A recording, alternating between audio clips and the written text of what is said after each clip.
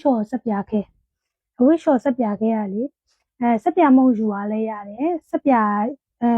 ရွှေဝါစက်ပြယူရလို့လည်းရပါတော့ချိုးကြတော့လေရွှေဝါစက်ပြနဲ့လေရေချိုးတတ်တယ်ပေါ့နော်အဲ့ဒါဆိုလို့ရှိရင်တော့ရေချိုးစက်ပြတိတိယူကြမလို့တော့ဘူးပေါ့ brush တစ်ခုပေါ့နော်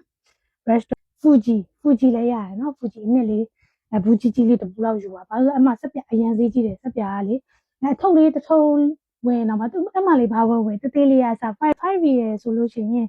မြန်မာငွေနဲ့ဆိုလို့ရှိရင်ဘာဝယ်9000ကျော်သွားမှာပေါ့နော်တစ်ရှူ6လေးနော်ဒါလေးကကြတော့တစ်ရှူအစိုးလေးဒီဟာကြတော့ရေဘူးဒီရေဘူးလေးကလေဘလို့အဆင်ပြေလဲဆိုလို့ရှိရင်ထိုင်းမှာရေဘူးတွေ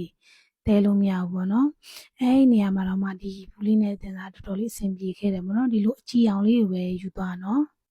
ကလေးရေဘူးဆိုရင်သူတို့လက်ခံတယ်ရိုးရေတန့်ရေဘူးအောင်သူတို့ပေးမယူပြစ်ခိုင်းတယ်ဒီကလေးရေဘူးလေးဆိုလို့ရှိရင်တော့သူတို့မပြစ်ခိုင်းဘူးပေါ့နော်ရေယူလို့ရတယ်ပြီးလို့ရှိရင်လင်းရင်ပေါ်မှာ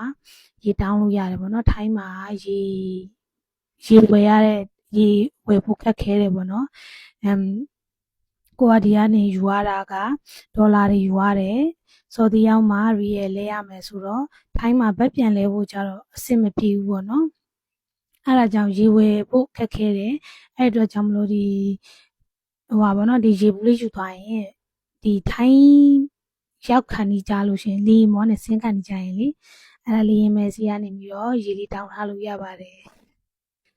ပြီးလို့ရှိရင်သူတို့လေရင်ခွဲမှာလေဝါတာကူလာလေးလည်းထားပေးရပေါ့နော်အဲ့ကနေလေရေတော့ခတ်လို့ရတယ်သူကရေဘူးခွန်အောင်ပေးမသွင်းတာဆိုတော့လေရေဘူးကဒီလိုဟာလေးမတည်သွားဘူးဆိုလို့ရှိရင်တော့ရေကဝယ်ရမယ်ပေါ့နော်ရေဘူးကလည်းအရန်ဈေးကြီးပါတယ်ထိုင်းမှာ